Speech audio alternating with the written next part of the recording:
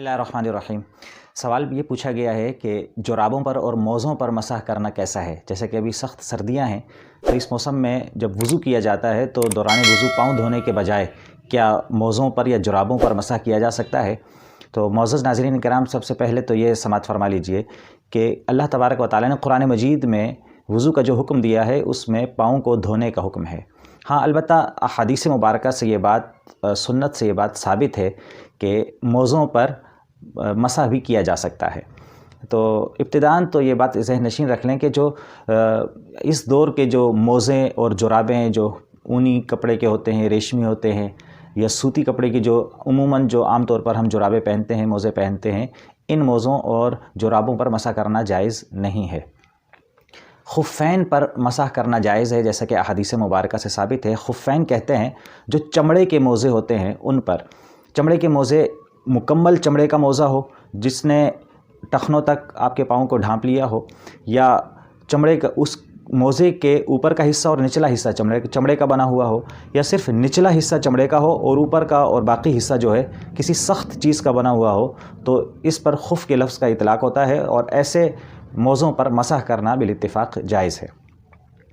और इसके अलावा जो चमड़े के मोज़े के मुशाबिह मोज़े होते हैं, यानी कि जिनके अंदर ये 3 शराइत पाई जाएँ जो मैं अभी बयान करने लगा हूँ, उन पर भी मसाह करना जायज़ है कि वो चमड़े के तो ना बने हुए हों लेकिन इतने सख्त और मोटे हों कि उनके अंदर अगर पानी डाला जाए तो पानी नीचे तक, पाँव तक ना पहुँचे, यानी कि पानी छन ना सके।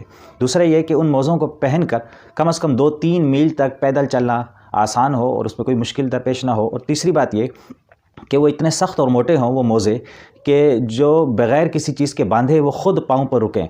तो ऐसे मोज़े चमड़े के मोज़ों के मुशाबिह करार दिए जाएंगे और बिल-इत्तिफ़ाक़ ऐसे मोज़ों पर भी मसाह करना जायज़ है।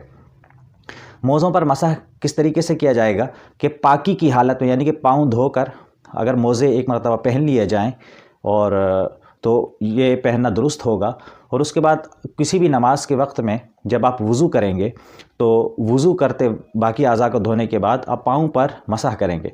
दाहिने पाँव पर दाहिने हाथ की 3 उंगलियों के साथ मसाह किया जाएगा, उसको ऊपर की तरफ खींचा जाएगा। इसी तरह बाहिने पाँव पर 3 उंगलियों के साथ मसाह करेंगे और यानी कि मसाह करना कहते हैं उंगलियों को तर करके, गीला करके पाँव पर इस तरह ऊपर की पिंडली की जानिब खींचेंगे।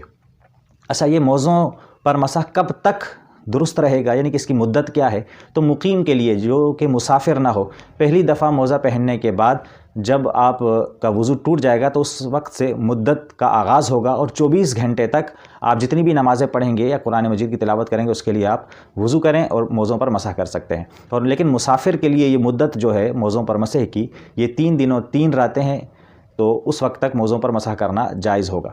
लेकिन इस दौरान अगर कोई शख्स जुंबी हो जाता है, यानी कि उस पर गुस्ल फ़र्ज़ हो जाता है, तो फिर मोज़ों पर मसाह करना दुरुस्त नहीं होगा, बल्कि उस पर गुस्ल फ़र्ज़ होगा और पाँव को धोना ज़रूरी होगा। फिर याद रख लीजिए कि आजकल के सर्दियों के मौसम में या किसी भी तकलीफ़ की वजह से अगर कोई शख्स आम नॉर्मल मोज़े, आम जुराबें या मोज़ों पर मसाह करना चाहे तो उन पर मसाह करना दुरुस्त नहीं होगा, बल्कि उसके लिए चमड़े के मोज़ों का होना ज़रूरी है या फिर उन मोज़ों का होना ज़रूरी है जो जिनमें वो 3 शराइत पाई जाएँ जो अभी आपके सामने बयान की।